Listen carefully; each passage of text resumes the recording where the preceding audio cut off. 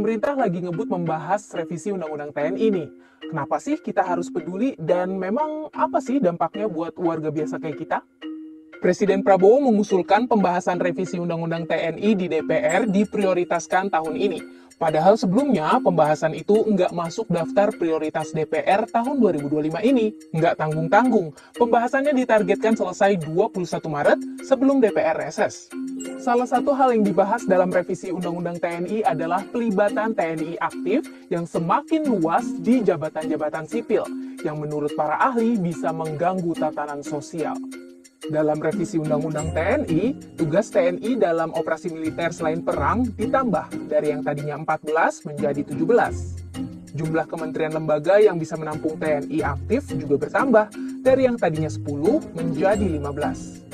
Kehadiran militer di lapangan dikhawatirkan membuat masyarakat sipil mundur karena mereka cenderung takut menghadapi TNI, kata peneliti. Misalnya nih, yang paling jelas gitu ya, pelibatan TNI dalam PSN di Rempang Eco City itu kan berdampak kekerasan terhadap warga sipil.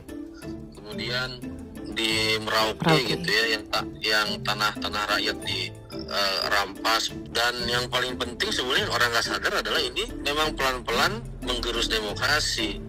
Pelibatan militer yang lebih luas lagi juga dikhawatirkan merusak sistem di kementerian lembaga terkait.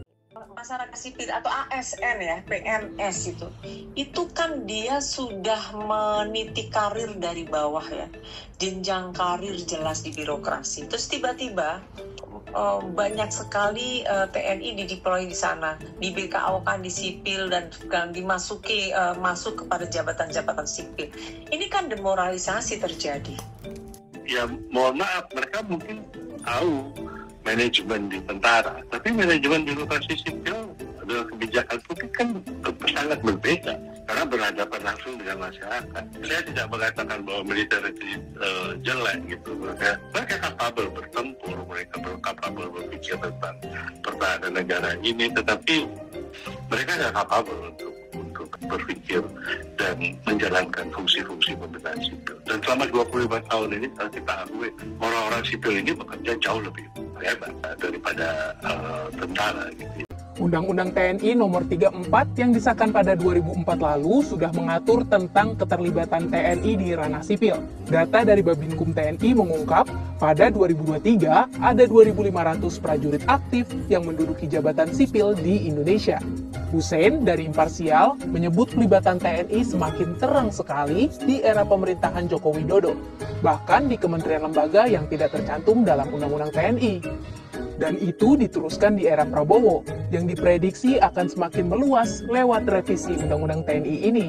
Made, peneliti ISEAS, menduga hal ini terjadi karena pemerintahan yang sekarang tidak terlalu percaya dengan politisi dan birokrasi sipil. Apalagi Presiden memiliki latar belakang sebagai prajurit TNI.